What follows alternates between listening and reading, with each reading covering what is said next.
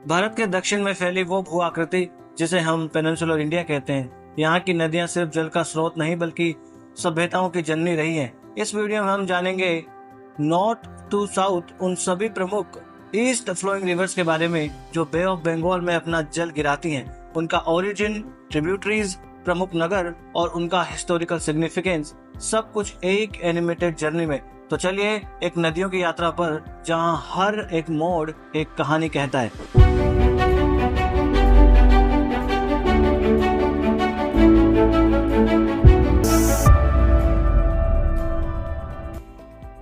सबसे पहले आ जाती है दामोदर नदी। दामोदर नदी छोटा नागपुर के पठार से निकलती है और पूर्व की ओर बहकर हुगली नदी में मिल जाती है। कभी इसको बंगाल का शौक कहा जाता था क्योंकि ये बार बार बाढ़ लाती थी। आज दामोदर वैली कॉरपोरेशन द्वारा इसे नियंत्रित किया जाता है और यह भारत की पहली रिवर वैली परियोजना थी। झरिया और रानीगंज जैसे कोयला क्षेत्र इसके बेसिन में स्थित हैं। दूसरी नदी आ जाती है सुवर्ण रेखा नदी। यह नदी रांची पठार से निकलती है और झारखंड, पश्चिम बंगाल और उड़ीसा होते हुए बंगाल की खाड़ी में गिर जाती है। नाम में ही सुवर्ण है, मतलब सोना, क्योंकि इसके रेत में पहले सोने के अंश पाए जाते थे। सिंहभूम क्षेत्र इसी के पास में स्थित है। इसके बाद में आ जाती है बैतरणी नदी।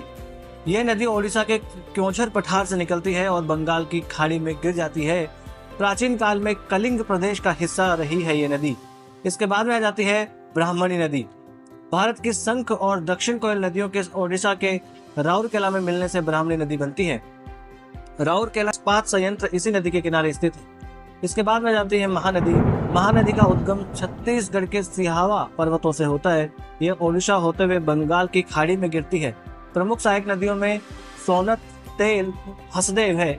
इस पर बना हीराकुड बांध विश्व का सबसे लंबा मिट्टी का बांध है। संबलपुर और कटक जैसे ऐतिहासिक नगर इसके क्षेत्र पर, इसके तट पर बसे हुए हैं। इसके बाद में जाती है देवी नदी जो महानदी की एक डिस्ट्रीब्यूटरी ही है। इसके बाद में जाती है एक दया नदी जो भी महानदी की ही एक डिस्ट्रीब्यूटरी है, जो चिल्का झील में गिरती है। और यह वही नदी है जिसके तट पर कलिंग युद्ध हुआ था और धौली शिलालेख सम्राट अशोक के धम्म परिवर्तन के साक्षी इसी नदी के किनारे पर स्थित हैं। इसके बाद में आ जाती है ऋषिकुला नदी। ईस्टर्न घाट से निकलकर ये नदी सीधे बंगाल की खाड़ी में गिर जाती है। ऑलिव रिडली टर्टल्स के लिए ये नदी का मुहाना अरिबाड़ा नामक सामूहिक अंडे देने की जगह है और यह एक अद्भुत जैविक घटना है। इसके बाद में जाती है वंशधारा और नागावली। ये दोनों नदियां ईस्टर्न घाट से निकलती है। वंशधारा उत्तर में प्रवाहित होती है और उसके दक्षिण में नागावली प्रवाहित होती है। इसके बाद में एक बड़ी नदी आ जाती है गोदावरी नदी। भारत की दूसरी सबसे लंबी नदी है। गोदावरी नदी नासिक, महाराष्ट्र के त्रियंबकम से निकलती है और राजमुंद्री के पास में डेल्टा बनाते हुए बंगाल की खाड़ी में गिर जाती है। इसकी प्रमुख सहायक नदियों में प्राणहिता, इंदिरावती, मंजीरा, सबरी, पेनगंगा, वेनगंगा आदि हैं। नासिक में इसके किनारे कुंभ का मेला भी आयोजित होता है। सातवाहन वंश की राजधानी पैठन इसी नदी के किनारे पर हुआ करती थी। इसके बाद में एक और बड़ी नदी आ जाती है कृष्णा नदी। इसका उद्गम महाबलेश्वर पश्चिमी घाट में होता है। ये आंध्र प्रदेश में विजयवाड़ा के पास में डेल्टा बनाकर बंगाल की खाड़ी में गिर जाती है। इसकी प्रमुख नदियों में भीमा, तुंगभद्रा, कोयना, मूसी, जिसके ऊपर हैदराबाद शहर बसा हुआ है, आदि हैं। अमरावती और हम्पी शहर बौद्ध और विजयनगर साम्राज्य के केंद्र रहे हैं जो इसके ही किनारे पर स्थित हैं और ये यूपीएससी का PYQ भी है। अगली नदी आ जाती है पेन्नार नदी। कर्नाटक के चिक्काबल्लापुर जिले से निकलती है और आंध्र प्रदेश से होते हुए बंगाल की खाड़ी में गिर जाती है। गेंडीकोटा कैनियन, जिसे भारत का ग्रैंड कैनियन भी कहा जाता है, यह इसी नदी पर स्थित है और यह भी यूपीएससी का PYQ है। उसके बाद में आ जाती है पालार नदी। पालार नदी भी कर्नाटक के कोलार से निकलती है और तमिलनाडु होते हुए बंगाल की खाड़ी में गिर जाती है।